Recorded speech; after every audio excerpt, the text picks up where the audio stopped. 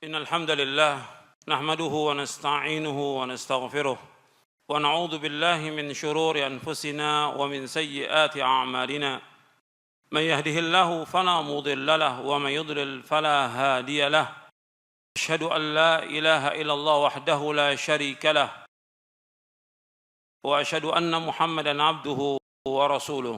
Ikhwan fillah, jazakumullah. Kita juga usahakan meninggalkan majelis-majelis yang tidak ada manfaatnya.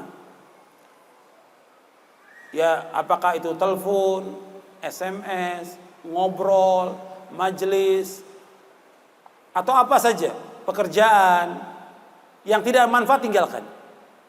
Kita harus tinggalkan semuanya. Bab Nabi bersabda, "Min husni islamil mar'i tarkuhu ma la ya'ni." Kebaikan Islam seorang meninggalkan apa yang tidak bermanfaat. Jadi majelis yang enggak bermanfaat tinggalkan. Kemudian jangan tunda-tunda. Apa yang bisa kita lakukan sekarang, kita lakukan. Jangan ditunda. Makanya ikhwani fillah, jazakumullah, kita berusaha bagaimana memperbaiki keadaan kita. Antum lihat bab yang ke-6 yang terakhir yang saya akan bahas, yaitu tentang bagaimana kita memperbaiki keadaan kita.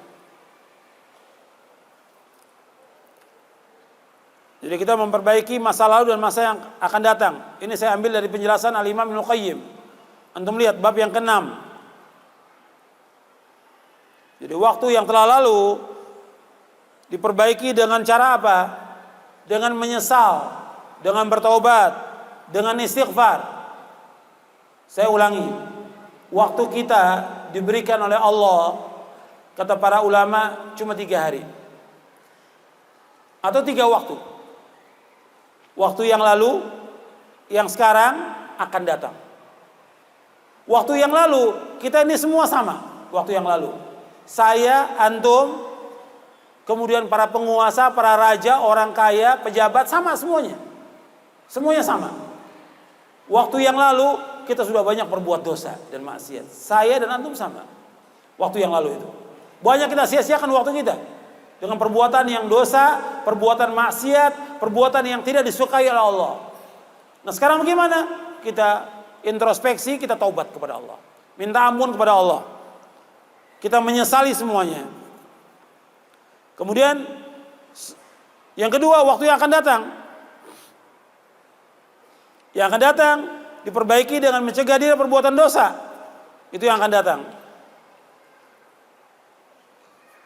Jadi waktu yang lalu dengan bertobat, yang akan datang dengan kita mempersiapkan diri jangan sampai kita berbuat dosa dan maksiat. Tapi yang akan datang belum tentu kita dapat. Yang akan datang, yang besok belum tentu kita hidup. Maka yang paling penting sekarang waktu yang sekapan? Yang sekarang ini, yang hari ini kita kerjakan. Itu yang manfaat. Kita perbaiki dengan melakukan amal soleh. Tinggal kita atur waktu kita. Jadi antum berusaha hari-hari ini melakukan bekal. Antum atur. Antum bikin jadwal sendiri. Ini bagaimana mengefisien waktu. Antum jadwal dari mulai subuh antum bangun atau sebelum subuh. Antum bangun jam 3 atau jam 4, atur. Jam 4 antum bangun, sholat tahajud, sholat witir. Kemudian istighfar. Minta ampun kepada Allah. Wabil asharihum yastaghfir. Waktu sahur mereka minta ampun kepada Allah. Kemudian sholat subuh berjamaah. Karena laki-laki wajib sholat berjamaah di masjid. Kemudian zikir pada subuh. Zikir pada sholat. Kemudian zikir pagi. Kalau bisa kita ada waktu lagi sampai syuruk. Kalau nggak bisa, pulang baca Quran sedikit. Berapa ayat baca Quran? Kita harus punya target. Kita menghatamkan Quran dalam sepekan 30 juz. Atau 2 pekan. Atau sebulan. Pokoknya target kita sebulan hatam. Berarti 1 hari berapa juz?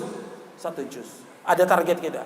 Pagi berapa lembar, siang berapa lembar, atau sore berapa, atau malam berapa lembar. Ada target.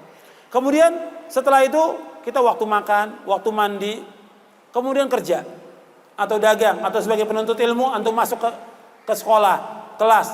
Itu apa yang kita baca?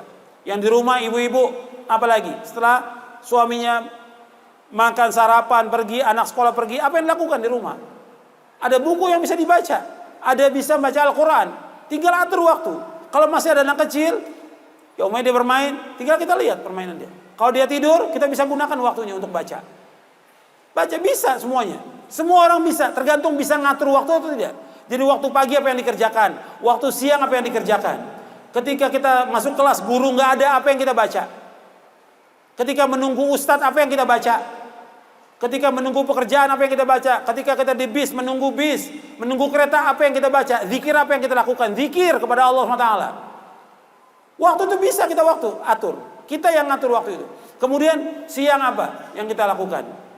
Kemudian sore setelah sholat asar kita zikir pada sholat. Kemudian zikir sore kita baca. Kemudian kita murajaah sedikit bacaan Quran kita. Kemudian apa lagi yang bisa kita lakukan? Bantu istri, bantu orang tua. Apa lagi yang bisa kita lakukan? Pada maghrib baca Quran sampai isya. Jangan nyalakan HP sudah. Matikan semua HP itu. Maghrib sampai isya baca. Antum baca, istri antum baca, anak antum baca. Kemudian makan sama-sama, jangan masing-masing, makan sama-sama. Dengan istri dengan anak harus kumpul sama-sama. Kemudian pada isya apa yang kita lakukan lagi? Terus sampai menjelang tidur, zikir apa yang kita baca menjelang tidur. Jadi ada target kita. Sehari berapa buku yang kita baca, atau sehari berapa lembar yang kita baca. Quran juga. Jadi tinggal kita bikin jadwal untuk kita. Orang lain nggak perlu tahu. Kalau itu kita gunakan, insya Allah kita sukses. Dan banyak yang bisa kita lakukan. Begitu juga amal-amal soleh yang kita bisa lakukan setiap hari, setiap pekan, apa yang kita lakukan. Dan jangan tinggalkan untuk selalu mengerjakan sholat pada waktunya dengan berjamaah. Itu perhatikan itu. Jangan lupakan zikir pagi dan sore dan zikir-zikir yang umum. Jangan lupakan juga untuk berbuat baik pada orang tua. Ingat itu. Setiap hari mesti ketemu dengan orang tua. Kalau orang tua kita jauh, kita telepon. Setiap pekan datangi orang tua. Kalau jauh juga luar kota, usahakan setiap 2 pekan atau sebulan sekali datangi orang tua. Berbuat baik. Karena itu jalan menuju surga. Berbuat baik orang tua. Perhatikan, seorang istri dia wajib taat kepada suaminya. Apa yang dia harus lakukan untuk menyenangkan suaminya? Mengurus anaknya wajib. Tapi nggak boleh ditinggalkan untuk ngaji, nuntut ilmu, tinggal diatur waktunya. Insya Allah kalau antum gunakan waktu itu sebaik-baiknya akan sukses. Tapi yang harus antum ingat, jauhkan perbuatan dosa dan maksiat. Jangan berbuat dosa maksiat. Dan jangan menunda-nunda pekerjaan. Jangan berbuat dosa maksiat dan jangan menunda pekerjaan. Yang bisa kita kerjakan sekarang kerjakan, jangan ditunda. Dan juga jangan sekali-kali bawa pekerjaan kantor ke rumah, jangan. Yang apa yang di kantor kerjakan di kantor, selesaikan semua di kantor, jangan dibawa ke rumah. Karena di rumah ada pekerjaan yang wajib kita kerjakan. Untuk istri kita, anak kita, dan untuk kita juga. Kerjaan yang harus kita lakukan. Coba antum atur, antum merubah, ini untuk semuanya. Termasuk juga para penuntut ilmu, bukan hanya orang awam. Antum penuntut ilmu, para dai, para ustadz, banyak para ustadz juga nggak bisa ngatur waktunya. Sehingga habis waktunya bertahun-tahun cuma ngomong aja, ceramah aja di mana-mana, nunggu panggilan, nggak boleh. Dia harus baca dan melakukan amal-amal soleh, berjihad dengan dirinya, dengan hartanya, dan banyak yang harus dilakukan untuk Islam dan kaum muslimin. Bukan hanya ceramah aja, didik umat dengan tauhid kepada Allah, didik umat ini, ajarkan mereka yang benar. Bukan sekedar gimana panggilan orang ceramah, Ustadz nanti ngisinya ini. Kok mau diatur sama orang kaya demikian? Suruh ngisi ini mau? Jangan. Antum isi tauhid kepada mereka. Isi mereka tentang akidah yang benar, pemahaman yang benar sampai mereka faham.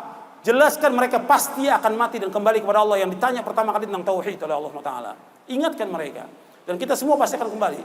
Dan kita wajib taubat kepada Allah atas semua dosa. Saya pikir cukup sampai di sini kajian kita. Mudah-mudahan apa yang kita kaji manfaat dan dapat kita amalkan. Wassalamualaikum warahmatullahi wabarakatuh.